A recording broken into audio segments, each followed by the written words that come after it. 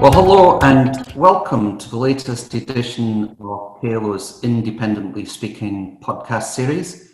My name is Gordon MacRae. I'm the CEO of Kalo. We're an independent insolvency and restructuring advisory practice based in the Cayman Islands and the British Virgin Islands. And today we're going to be talking about the advent of the video call. Now, video calls have been with us for a long time, but the coronavirus environment has thrust us into a video conferencing world in a way that few of us have ever experienced before. We're all using Zoom and WebEx and Teams and other video conferencing technology to facilitate meetings and communications on a daily basis. But many of us are new to the concept of using this technology from our homes in a business context, and so that raises all sorts of questions about whether or not we're making the best use of the technology, and if we're not, what impact is that having on the way we communicate, on our effectiveness, and even on our brand identity. I'm delighted this week to be joined by John Morrison. John spent some 20 years as a BBC News correspondent before he set up his own consultancy.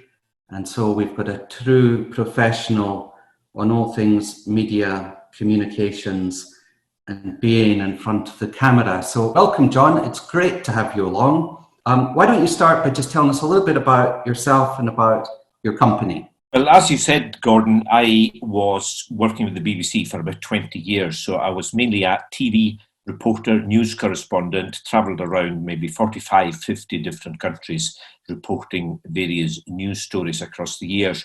But in 2012, I decided that I was going to set up my own company, communications company. Strategic PR was the main service, but we also do public affairs, working with companies and organisations to lobby governments. And the third strand in the company is media training. So that's helping people to communicate effectively, either in front of a microphone, in front of a camera, or sometimes even in front of an audience. And that's taking the skills that I picked up in frontline news reporting and teaching people how to present themselves as well as possible.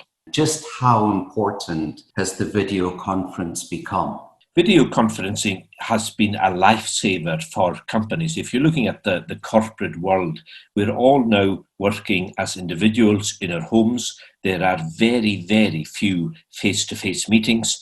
There's virtually no business travel. There's nobody flying the Atlantic to meet up with colleagues and other companies that you're doing business with. So without the video conference, business would have been extremely difficult. This is what has allowed business to continue in some form during COVID-19. What advice can you give those of us who have been thrust, often rather awkwardly, in front of the camera on a daily basis now? The key word to coming across effectively is to relax. Now, when you try and tell that to people who are appearing in front of a TV camera, for example, when there's lights and there's a sound recorders and there's a camera person, and then they're trying to get their message across, it takes a bit of getting used to. And I suppose Zoom calls are exactly the same, but I think preparation is the key to this. Prepare in advance, know what you want to say, keep your message short and simple, and make sure that you have a beginning, middle, and end to everything you say. And remember, the bottom of this is that this is allowing you to do your business. Tell us, John, some of the more common mistakes that you've seen people making on video conferences.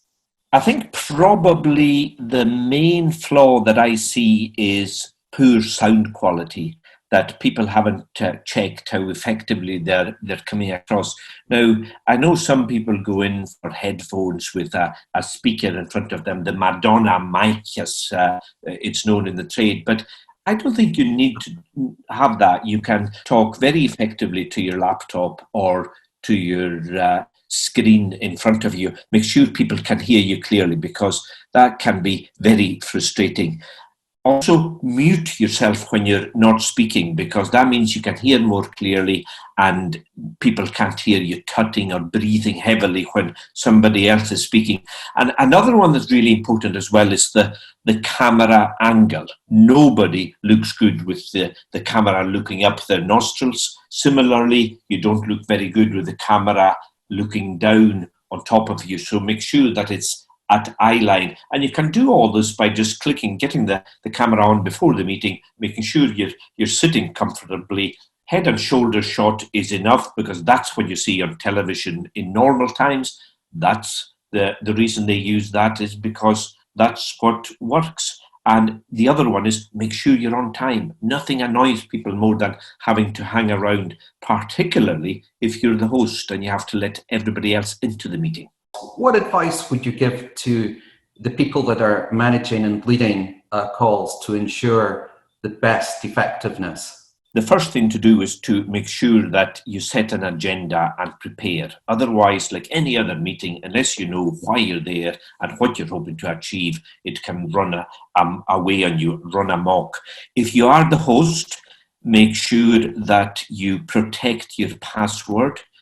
Generate automatically rather than make sure you protect your password, because that is really important for protecting your own personal security, but also the security of the meeting. And for further security, make sure that you enable the waiting room function. This is particularly on Zoom, because that gives you control over who's going to get in. Definitely don't share your meeting ID, your personal ID, because use generate automatically. Don't work in the busiest room in the house. Make sure you find a quiet spot. And also, don't dress like a slob. Make sure that the image you're projecting to your colleagues or your clients is professional. Now, I don't mean that you have to wear a collar and tie, but look smart. And also look behind you. Make sure that it's not a mess behind you. Tell us about some of the positives that have come out of the video conferencing environment that we're in now. The one thing that you'll notice is that meetings are much better attended now. And I think they're also more focused, because that 40-minute cutoff point, unless somebody wants to subscribe to Zoom, means that you have to be much more focused.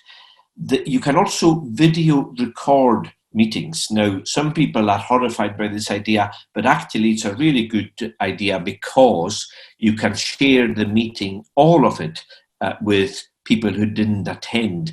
And behavior, I think, will improve if the meeting is being recorded and sent out to everybody else. And it's also, I think, a really good way of keeping in contact with your own staff, because all of us are working in isolation, and some people do get a feeling of lonely, that they're away from their colleagues. And the Zoom, the video call, the Teams meeting is a good way of just getting everybody together. And you've probably noticed yourself things like the Friday afternoon, the Zoom or the Teams drinks. Most people seem to be doing that now, and it just means that you do feel as if you are really part of a team. What would the three main takeaways be that you would give the listeners? Set the agenda, prepare, share the agenda with everybody who's going to be taking part. Protect your personal ID. This is really important, because if you don't do that, you could be hacked. And in these days of cybersecurity, we need to be really secure.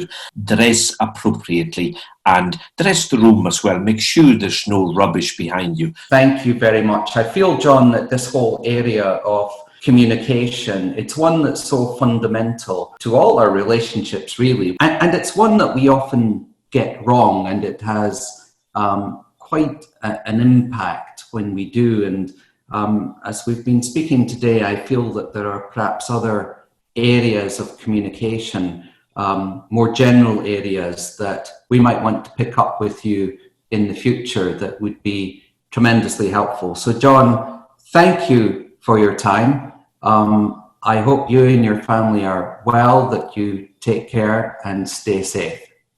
Thank you very much. It's been a pleasure.